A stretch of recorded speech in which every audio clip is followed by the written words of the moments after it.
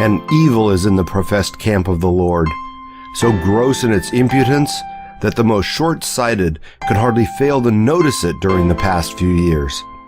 It has developed at an abominable rate, even for evil.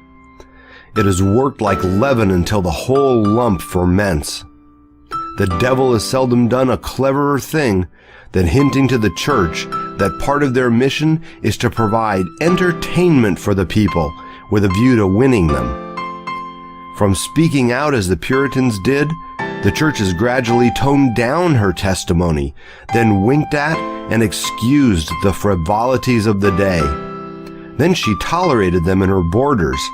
Now she has adopted them under the plea of reaching the masses. My first contention is that providing amusement for the people is nowhere spoken of in the Scriptures as a function of the church. If it is a Christian work, why did not Christ speak of it? Go ye into all the world and preach the gospel to every creature. Mark 16, verse 15. That is clear enough. So it would have been if he had added, and provide amusement for those who don't relish the gospel. No such words, however, are to be found. It did not seem to occur to him. Then, again, he gave some apostles, and some prophets, and some evangelists, and some pastors and teachers for the work of the ministry. Ephesians 4, verses 11 and 12. Where do entertainers come in? The Holy Spirit is silent concerning them. Were the prophets persecuted because they amused the people, or because they refused? The concert has no martyr role. Again, providing amusement is in direct antagonism to the teaching and life of Christ and all his apostles. What was the attitude of the church to the world? Ye are the salt, Matthew 5, verse 13, not the sugar candy, something the world will spit out, not swallow. He was in awful earnest. Had Christ introduced more of the bright and pleasant elements into his mission, he would have been more popular when they went back because of the searching nature of his teaching. I do not hear him say, "Run after these people, Peter, and tell them we will have a different style of service tomorrow, something short and attractive with little preaching. We will have a pleasant evening for the people. Tell them they will be sure to enjoy it. Be quick, Peter, we must get the people somehow." Jesus pitied sinners, sighed and wept over them, but never sought to amuse them.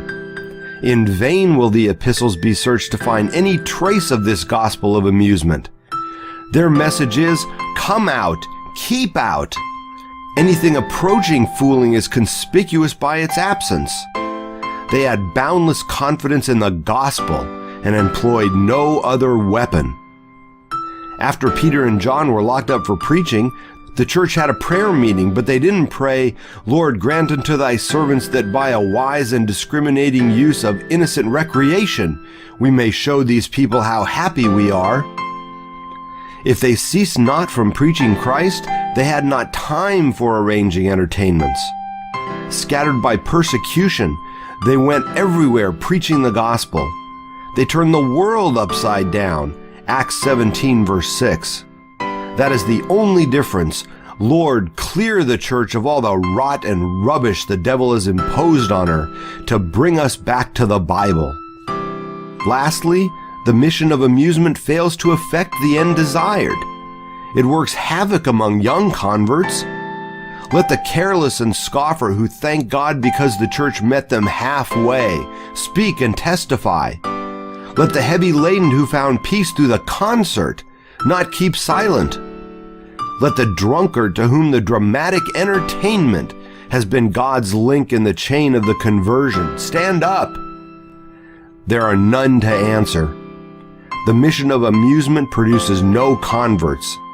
The need of the hour for today's ministry is believing scholarship joined with earnest spirituality, the one springing from the other as fruit from the root. The need is biblical doctrine, so understood and felt that it sets men on fire.